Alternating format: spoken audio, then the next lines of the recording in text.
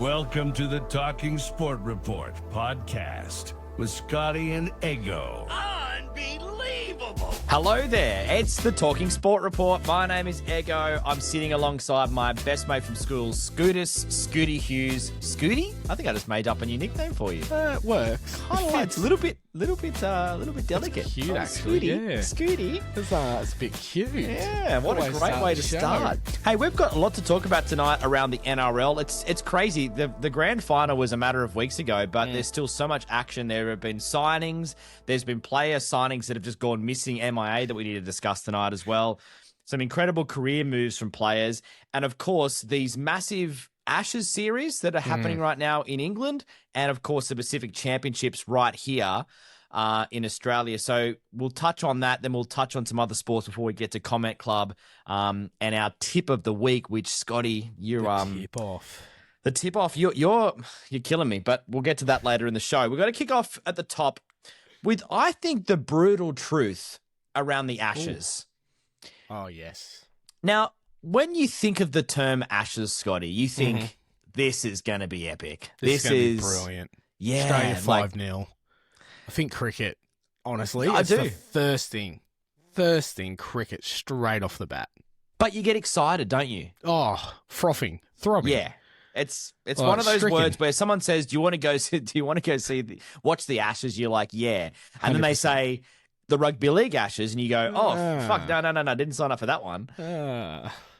Is Australia just too good? Like, are they just absolutely hammered the Poms over in England in front of 60,000? So it wasn't like they didn't have home support. Good crowd. Yeah. I don't know. Did the Aussies really get out of second or third gear?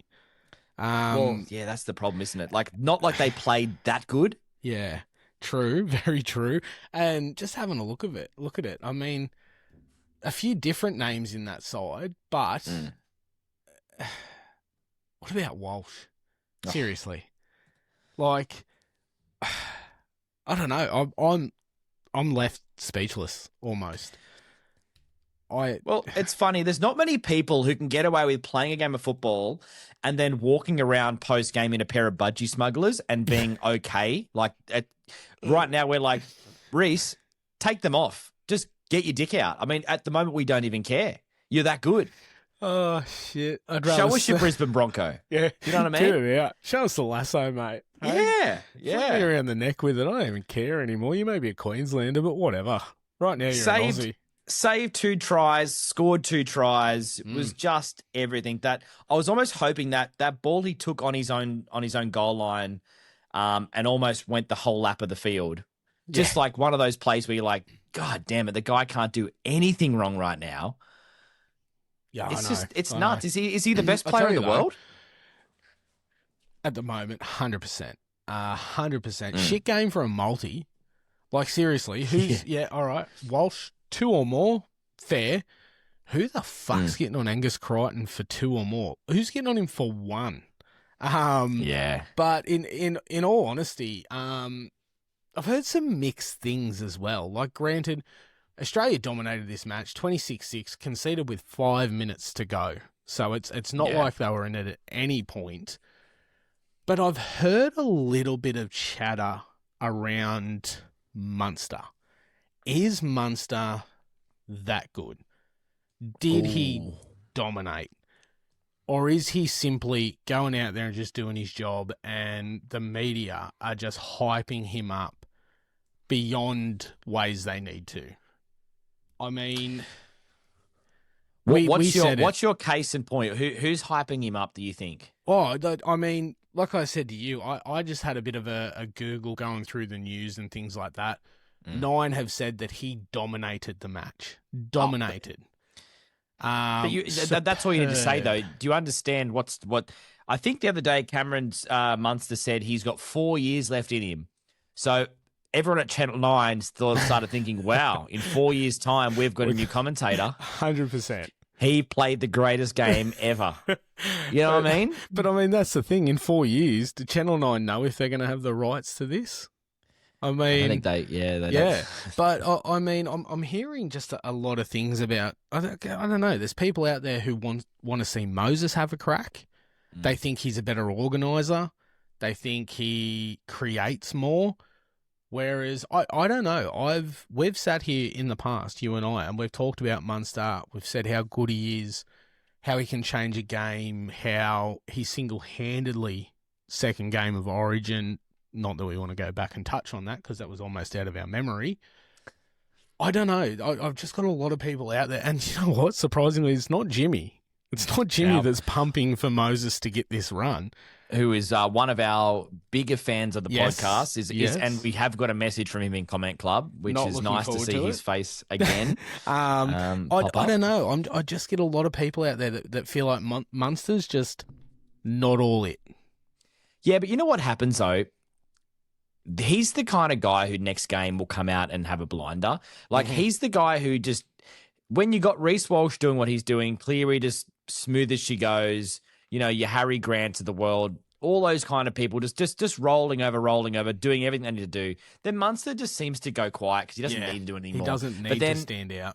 Yeah, it's like when Queensland's got their back to the wall and, you know, he's just lost his father, he steps up. And maybe he didn't step up enough in the grand final, but that was a weird one from a Melbourne point of view, how they played in that grand final against the Broncos. But it's a hard one to sort of say. I mean, I still think he's the best 5'8" going around. And if you were going to start a club, you probably would be one of the first picked, right? Yeah, probably. Him or Wishart. Your love for Wishart has no end. Couldn't help it. You just left it there for me to have a crack at. But as you were saying, just to circle back, I'm just worried that this Ashes is now just going to become hopefully a 1 in every 22-year event, as it has been, looking at this result, because Australia didn't really bust a sweat and have run away with it. Is this what Game 2 is going to be like? Here's my hot take. If I'm a betting man, I am, I'm jumping on the England team for Game 2. Here's why. What's that paying? God, we're a bunch of rock stars. Oh, yeah. In Australia. We are a bunch of rock stars. Now, we love Walsh, but he was, again, strutting around post-game in his budgies, signing autographs, poking out women's eyes with his large penis. So it's to me, it just screams of like, we're going to go, oh, God, that was easy. We didn't try. England are very defensive-minded. Their coach is a very defensive-minded coach. He's going to be pissed at this. I don't think England get their pants pulled down 2 in a row. I think they bounce back. Now, the question is, I wonder what their start is, because if they've got a start, like a decent start, I don't think they'll get hammered by 30 again. That's actually pretty good. So I've just had a look. England at 6.50. Good bet. Did open at 5.50, and Australia opened at $1.15. Now at $1.12. Wow. England with an 18.5 start are $1.84. I would stomp on that. I don't think they get hammered that. I reckon I would stomp on that. Put it in your tip-off. No. Come on.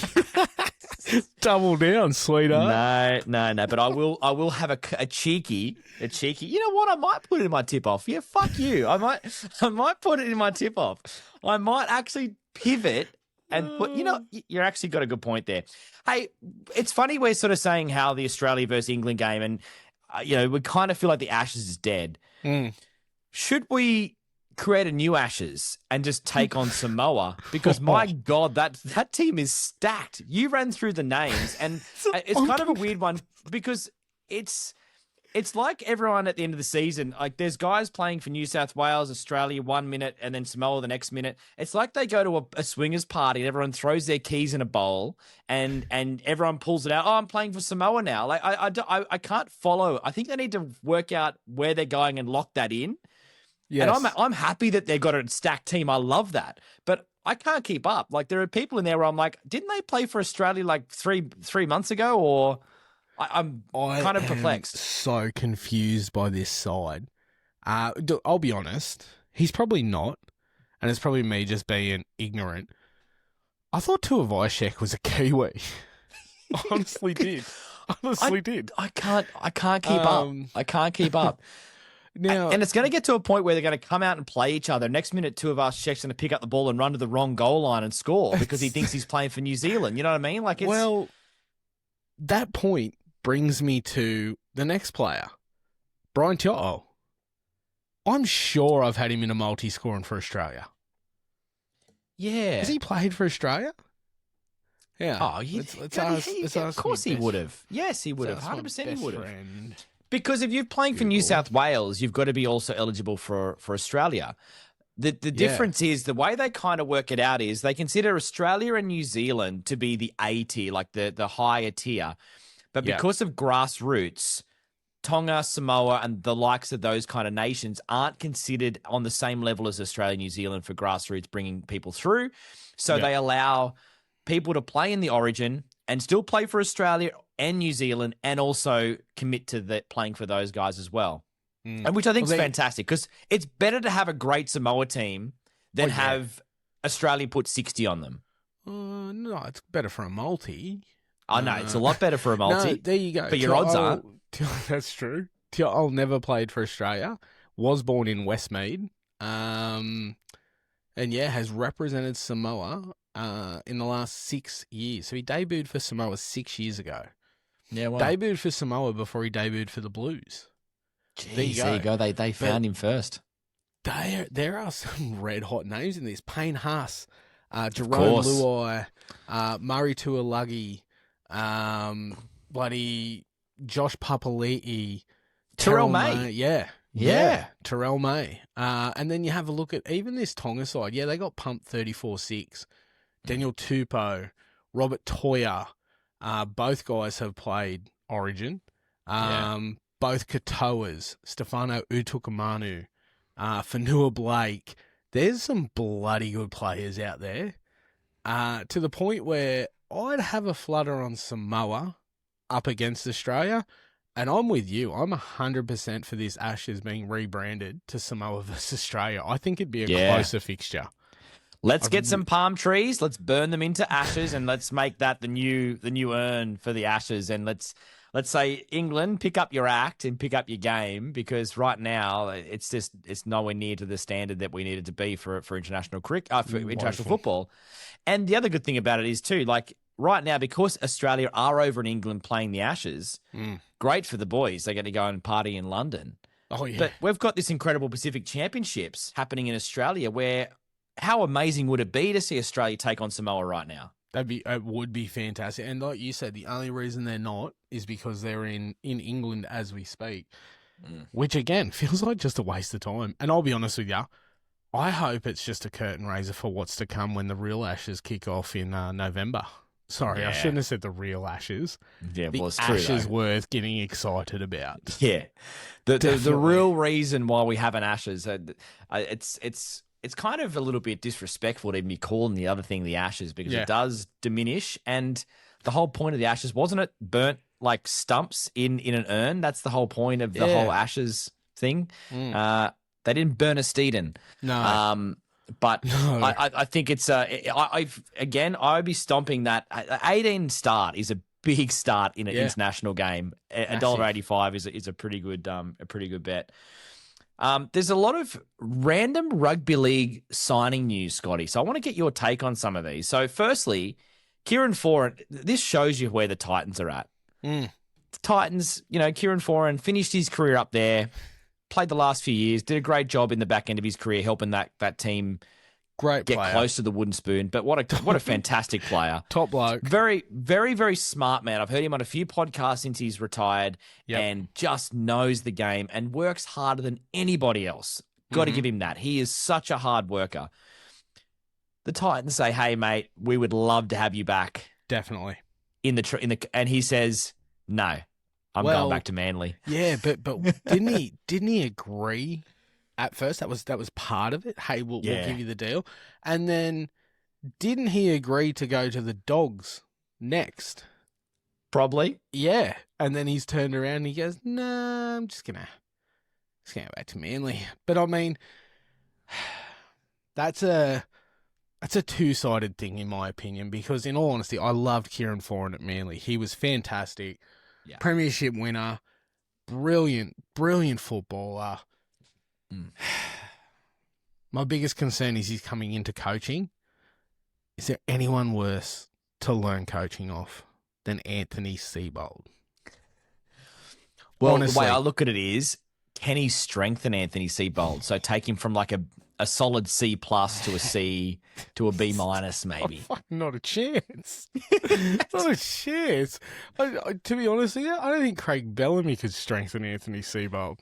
Well, you know you're doing bad when wasn't Adam O'Brien rumoured to be going to Manly? Yeah. Now he's obviously signed with the Bulldogs. Go on, So the Dogs. obviously he went, even I can't go there. I can play with and coach with Seibold. That's just a Exactly. lost cause, that one.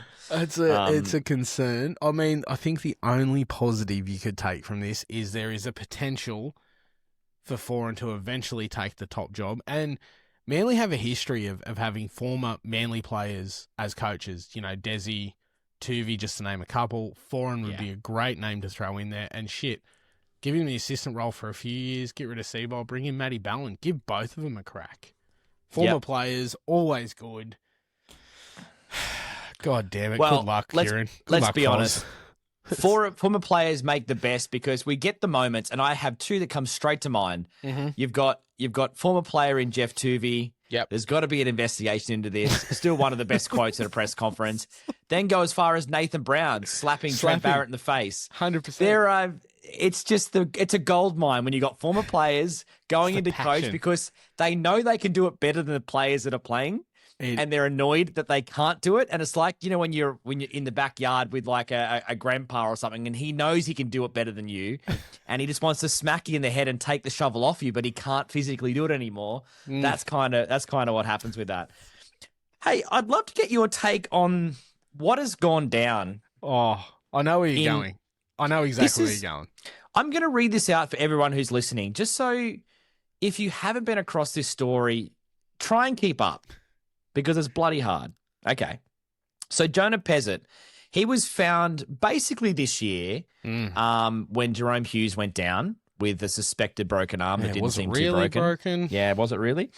Anyway, but he played throughout the year because it wasn't his first injury for the year, Hughes, was it? He had multiple injuries. So definitely. He really was, it was a breakthrough year for him. He played extremely well, fantastic footballer, and has potential to be a brilliant number 7 in the future.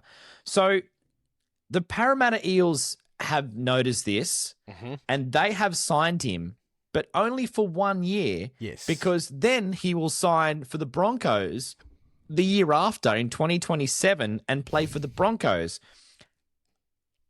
And apparently now Melbourne have now thought, okay, that was kind of our insurance for Munster. Now he's gone. They've sort of done the backflip on, apparently Munster was given that, you can go to the Bears, that's all good. Now apparently that's off the table, that they kind of want to sign him again. Keep him so around. Potentially he reckons 4 years left in him. So that means he's a Munster, a 100% lock in Melbourne now and no chance at the Perth Bears. This is just a weird thing. Yep. Have you ever, anything you can recall, have you ever seen a deal like this? No. Like, hey, I'm gonna join you boys in a couple of years, but on the way up, I'm just gonna stop for 12 months and hang out here for a bit. It's like the longest road trip from Melbourne to Brisbane ever. Yeah. With almost a residency in Parramatta. I've never seen anyone do this. Correct me if I'm wrong. Anyone out there, has any player ever signed for a team but slotted in between at a different club? We've seen a lot of unique things in the NRL. We've seen players like Cherry Evans sign for a team and do a backflip. Massive. We've seen players sign for a team and then get done and do jail time. We've seen players sign for a team and put fingers in bums on like Hopewadi. We've seen a lot in the NRL. But we've never seen someone sign for 2 teams in a row. It's not like he signed for a year and then will sign he's literally signed this contract now. And the weirdest part is Parramatta, they're going to be good next year. Yep. But I didn't think, Jonah, again, if this is a side getting that last piece to win a premiership, you go, okay, a 1 year rental makes complete sense. Yep. But it's not like Pezzet's going to turn Parramatta into a premiership winning team. Maybe it will. I don't know. I feel like he's a bit junior for that. And that's where Cherry Evans kind of comes in as a possibility of that kind of deal. But isn't he going to the Roosters? Who knows? Who knows with that guy? Jesus Christ. And the other thing about this too is it has absolutely confirmed that Reynolds has got 1 year left. This is his last year. So 2026 will be it. And here we were talking about how it's gonna be dead. There's no rugby league. Grand finals finished. What are we gonna do? We need to do this. We've got to brainstorm that. Now we're talking about bullshit deals, crazy shit we haven't seen. We're talking about players doing backflips on freaking coaching gigs. Yeah. And you reckon we weren't going to be freaking busy? Are you kidding me? Well, and the funny thing is, a lot of it's all centered around Parramatta Eels. So is it a weird one for them? Like, what do you see them getting out of this? I don't honestly. I don't know. It's a good deal for them, short term, but like you said, it's only for 12 months, which is it's a concern because he's just burst onto the scene.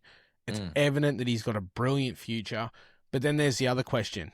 Is he the product of Melbourne's upbringing? They've trained this kid. They've introduced him to their way of football. He's a born winner. Is he going to leave them and all of a sudden he's like a busted arsehole?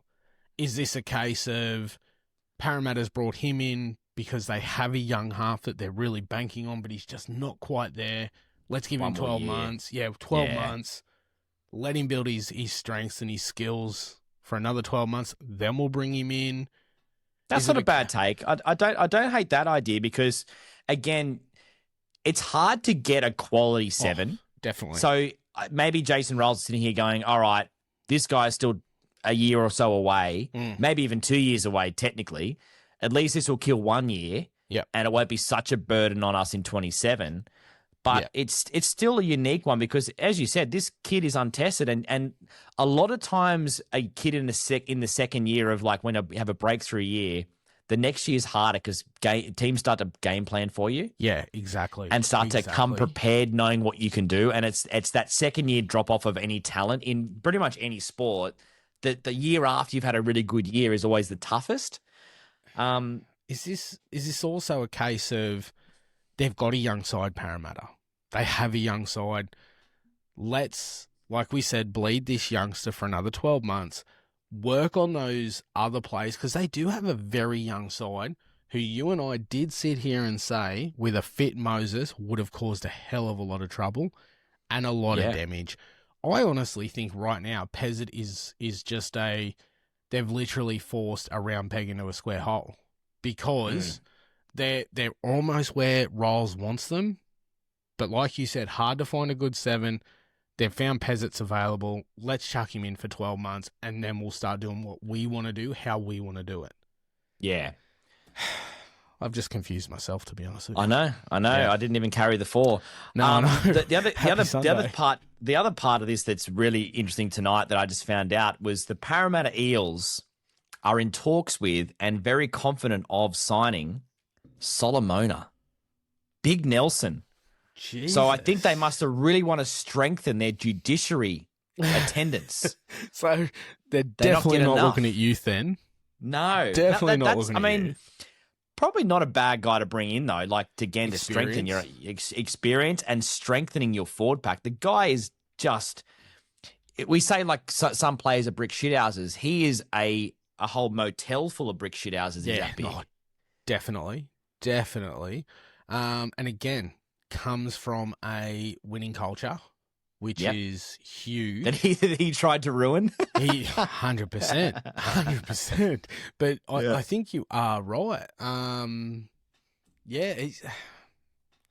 think he's the case of he's at that point now where any big competing side, last year's top 4, don't need him. 5 through 8 could maybe do with him. 9 through to, do you really? Definitely he would bring something to them. Good mongrel, but a hell of a lot of time on the sideline. Definitely. 100%. But I'll tell you what, big props and good big props are very hard to find right now. So I think that's where you go, again, Parramatta. It's a gutsy signing. And you know what? Jason Riles has worked with him because don't forget, Rilesy was down there in Melbourne. So that's another element to it as well. And that's the other thing too. I mean, Addo Carr's playing brilliant football there. At one point, people thought he was done and dusted. I don't know. Yeah. Do you know, new Right new after club, the second bag, new wasn't it? outlook. Yeah, oh, definitely. New club, new outlook. Who knows? Could be a fresh start. Could be the best 12 months of Yeah. his life with less suspension.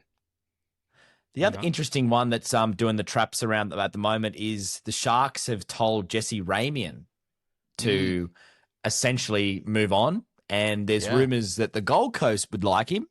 I guess because they've got no one left on their roster, because apparently they're all going to the Bears in a couple of years' time. But that's an interesting one for the Sharks. He's only 28. Just found out he's only on about 500 a year. I mean, I say only like I'm on more, but yeah, well, you are. For this podcast, you are. Oh, definitely. But compared to other players out there, 500 is not a lot for a first grade try scorer. 28. As we know, Khan Pereira's off to the Warriors. Fills that hole. Yep. And again, Josh Hannay, assistant coach at the Sharks. Now the Gold Coast, well, for the moment, the Gold Coast coach until Craig Bellamy signs there potentially next year or year after. Little asterisks there. Yeah. But I mean, just having a look here, 135 metres averaged a game, 3 tackle busts. Started in the centres in 24 appearances, reached a preliminary final, scored some beautiful tries. I don't know. I think he'd be good for the Gold Coast, but the question is, who's taken his spot at the Sharks? Who's there that? Yeah. I mean, I heard Cherry Evans is looking for a spot somewhere. Oh, chuck him in the centres. What do you reckon? Well, have you heard any news on Cherry? Like, that is the most weirdest contract talks where it was all going to happen. The second the premiership, the finals was finished, we were probably going to hear word, and now it's like. No one's returning poor Cherry's calls. Yeah, I reckon he's sending a text today. Hey guys, it's me. Do you still want to talk? Like it's gone dead. You get on Google, there's nothing. Like the last story of relevance was a month ago. There was a story from 2 days ago which literally says what is going on with Cherry Evans and the Roosters. Well, when did he get married? Did he get married recently as well? Cherry Evans. Yeah, is that recent? That's not recent. So there hasn't been anything going on in his life. Like what's happening to make this not come out by now? He got married over 12 months ago. Right. So it wasn't. He got married 8 years ago. Close. Oh, 12 really? months, 8 years. 12 months, 8 years. I rounded down. Yeah. There's I'm trying to think what else could he be doing. Like, is he renewing his? Yeah, maybe he plays golf. He's played golf. Like I don't know. Links take a long time. Yes. Has he got a flight to England, hoping to just sneak in and maybe get a start? Like I don't.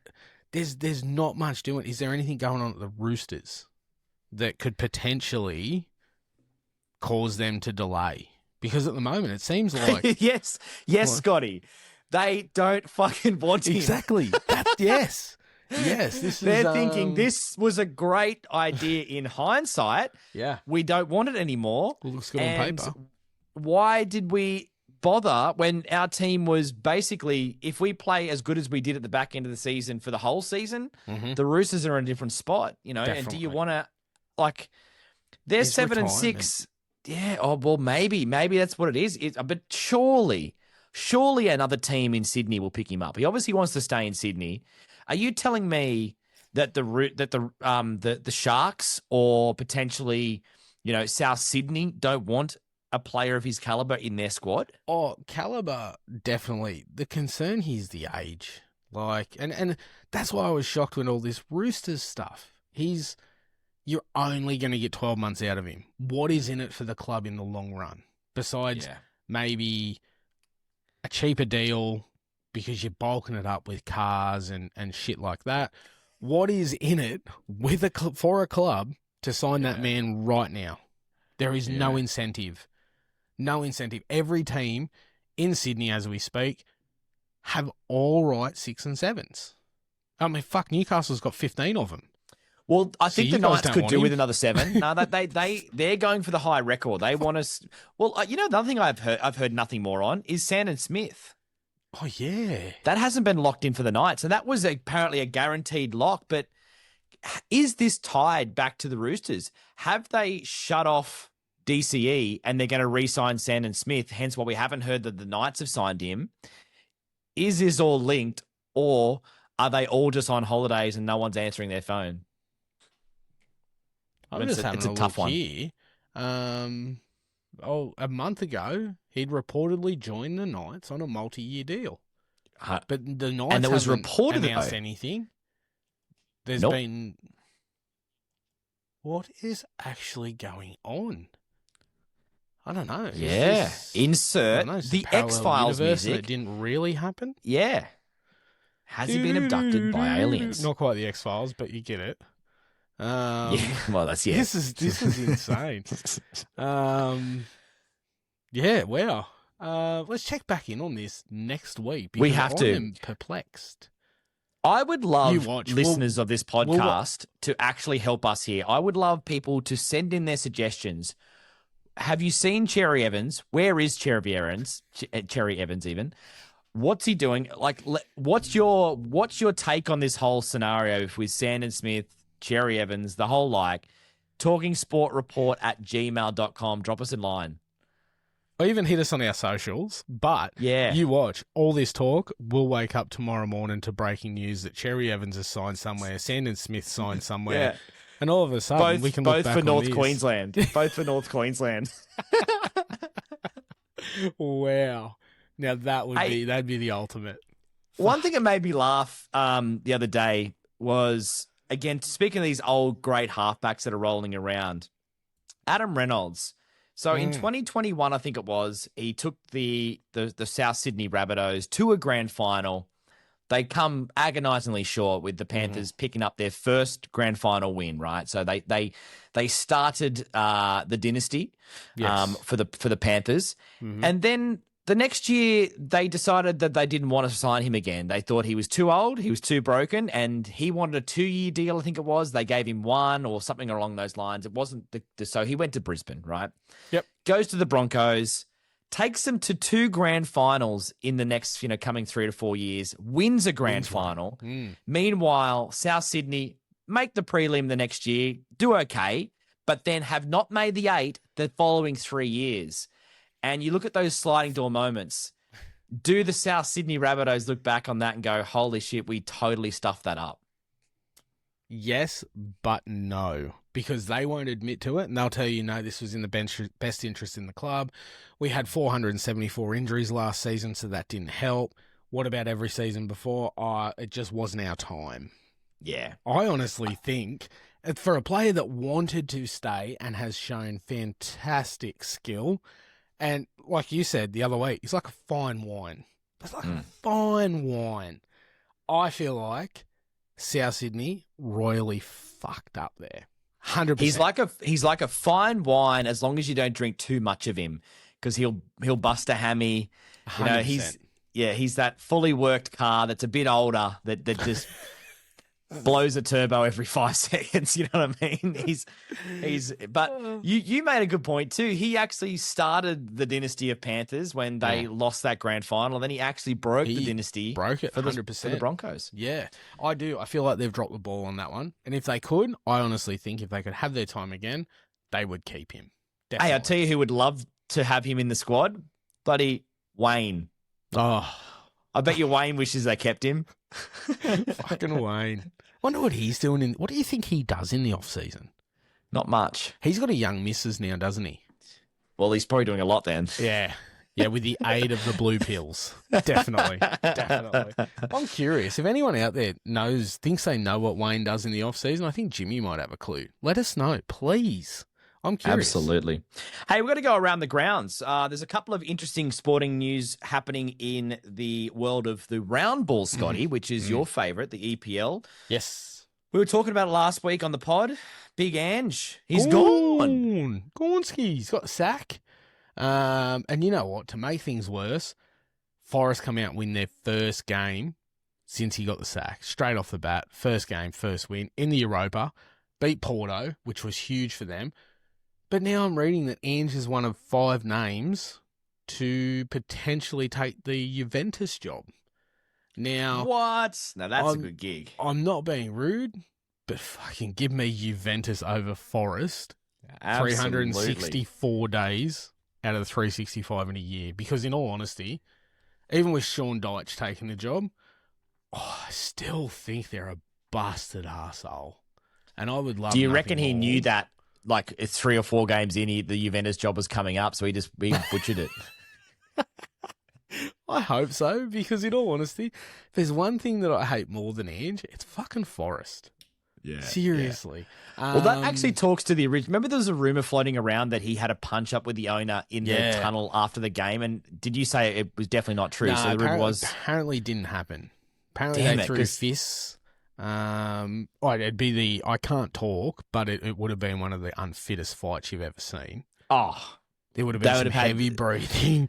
There'd have been bells every 3 seconds to stop the fight and put a chair down for them to suck him in. But having said that, with that talking to our Juventus point where he's gone, how am I going to get sacked? Maybe the manager comes through and the owner comes through and says, you look, Ange, you're doing a good job. Just keep going. He's like, nah, I want Juventus. Bang.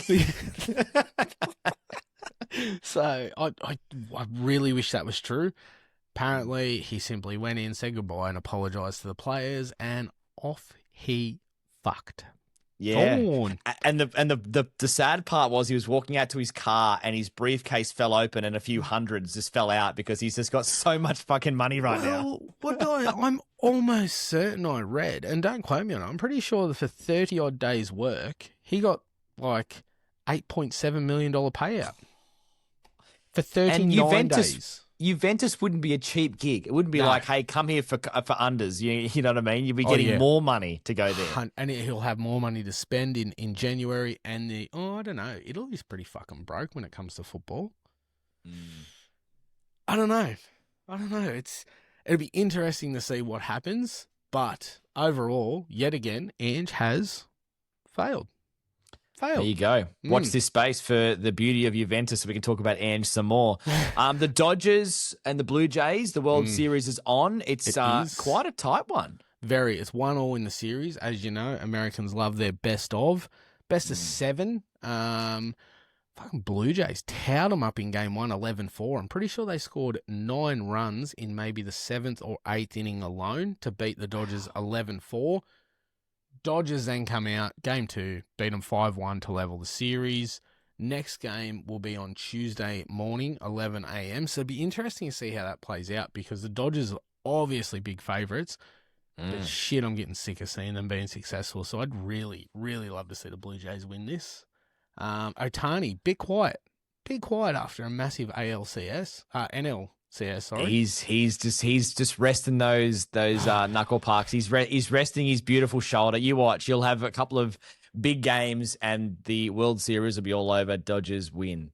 You know what? Wouldn't be surprised, to be honest with you. Interesting to see, but we'll touch base on this next weekend. Definitely. 100%. The last one to touch on, Piastri. Is he also gone? Struggling, isn't he? Struggling. We sat here a month ago and we said, do not write Verstappen off. No one likes Verstappen. Not even Verstappen's mum likes Verstappen. That's true. That's a good point. Point. The guy can drive. He can drive. I can fucking drive. You can't drive. No, you're right. So he's 40 points behind as we speak. It's not enough. No, it's not. Not the way he is getting results. Norris now is only 14 behind, and the Mexican Grand Prix is on tomorrow morning. Norris has pole. Verstappen is in 5th.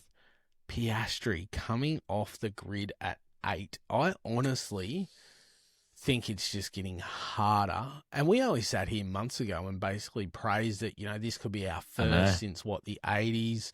This is great. Yeah. I hope we didn't jinx him.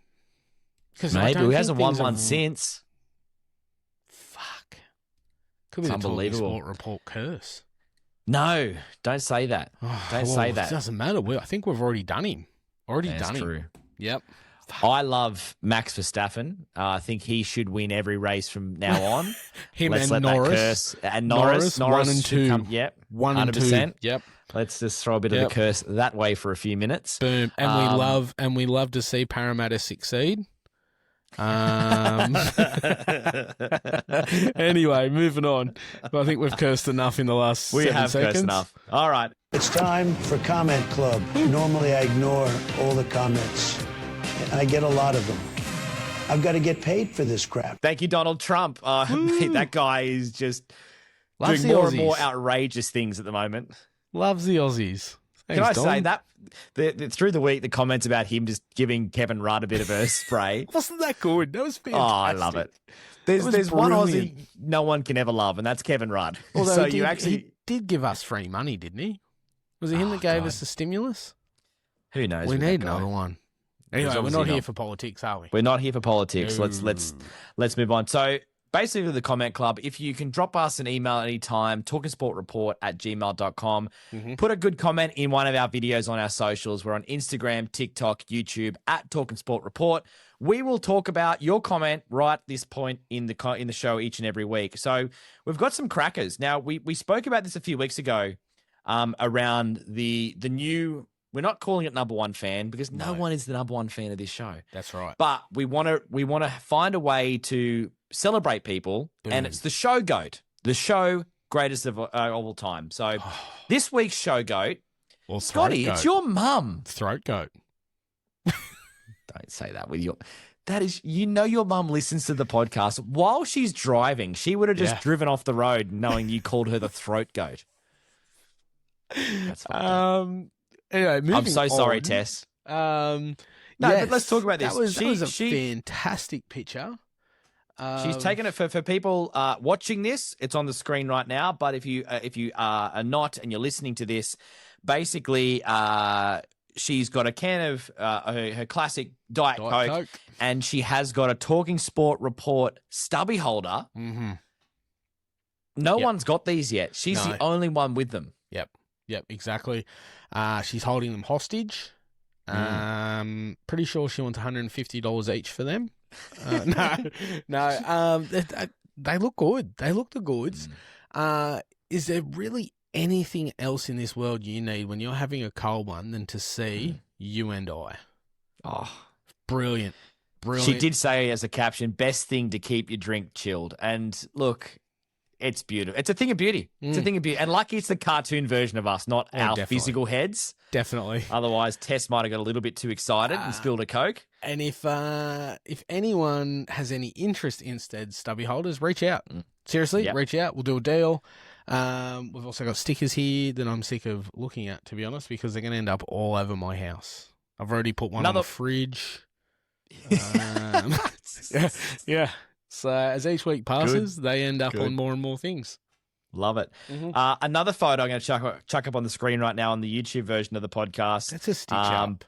It is. It's from one of the big fans of the show, Jimmy. He sent through a photo. Now, for anyone listening, it's basically the guy who looks like, it's Hainsey.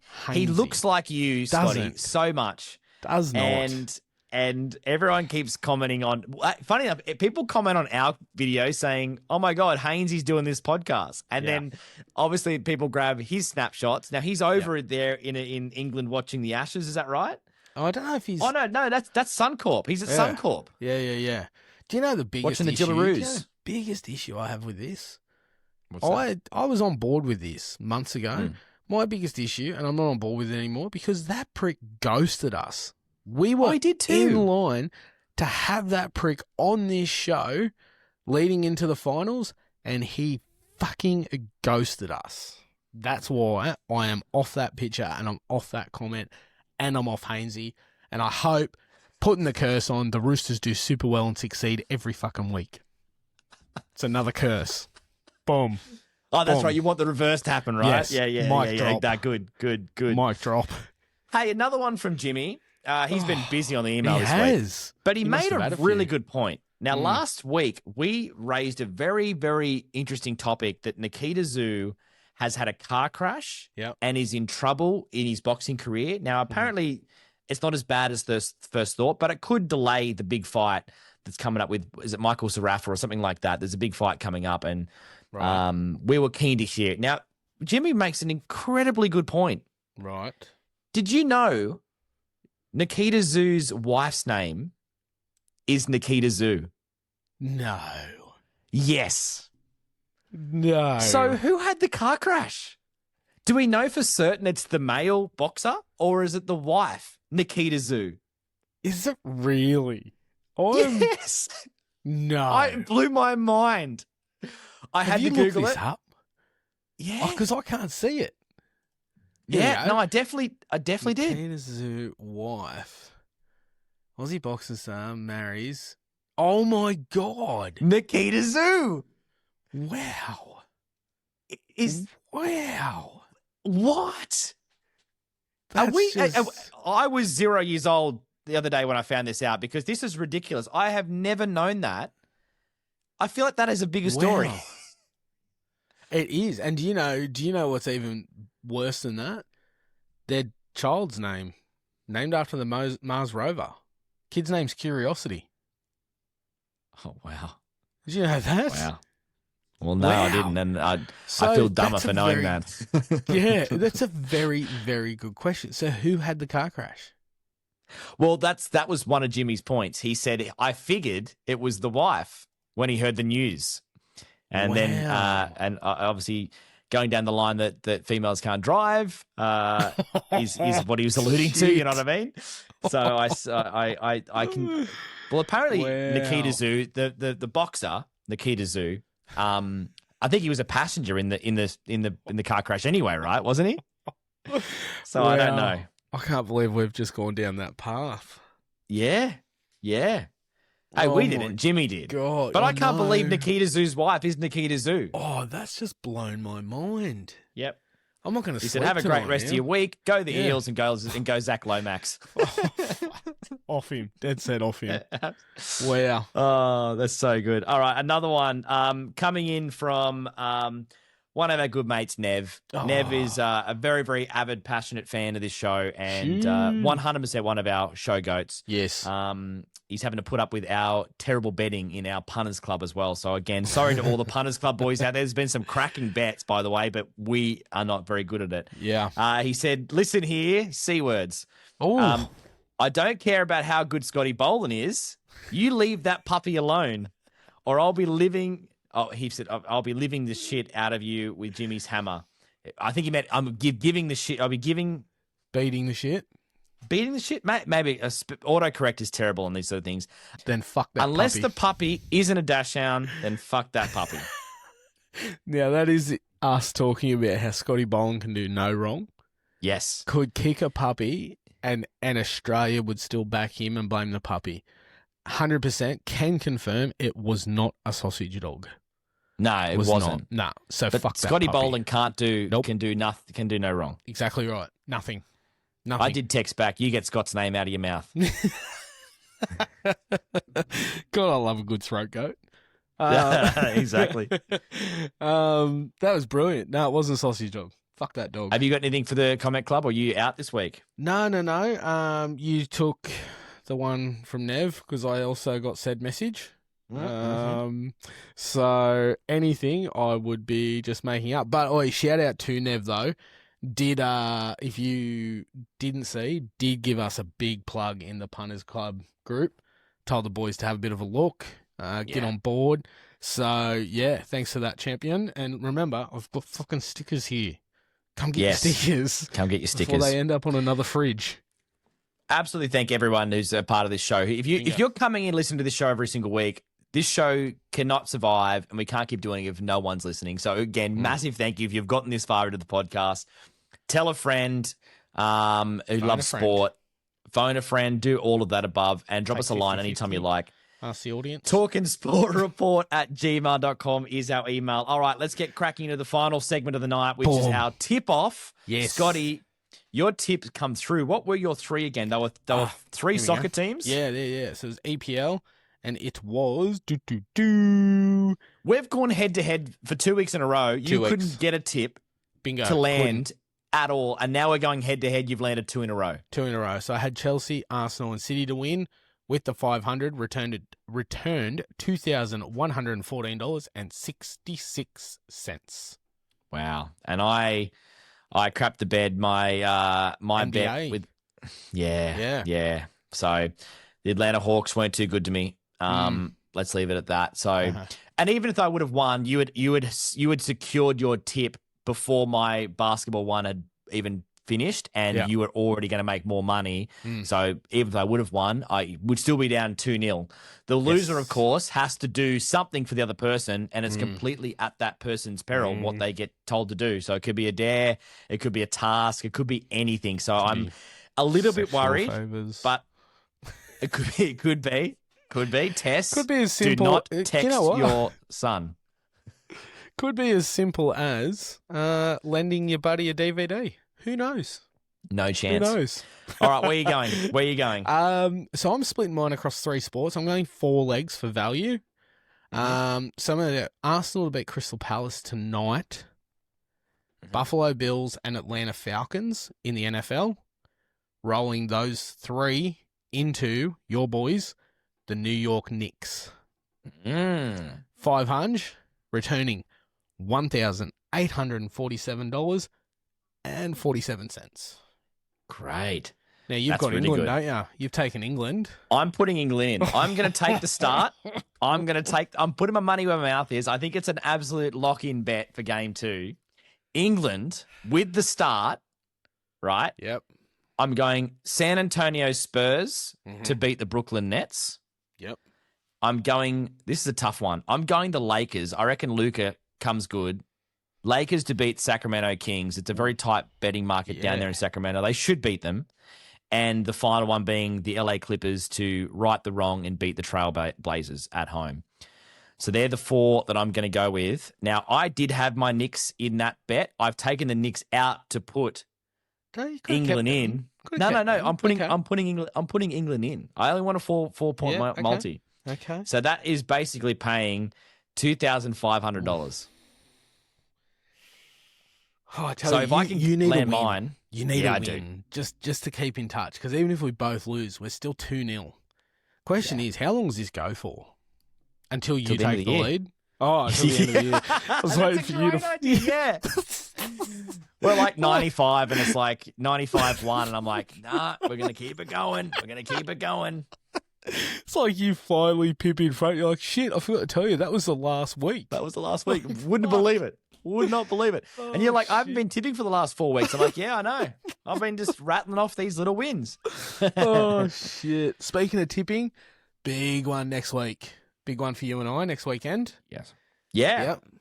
We are going to be previewing the Melbourne Cup. We're going to pick the Now, fastest.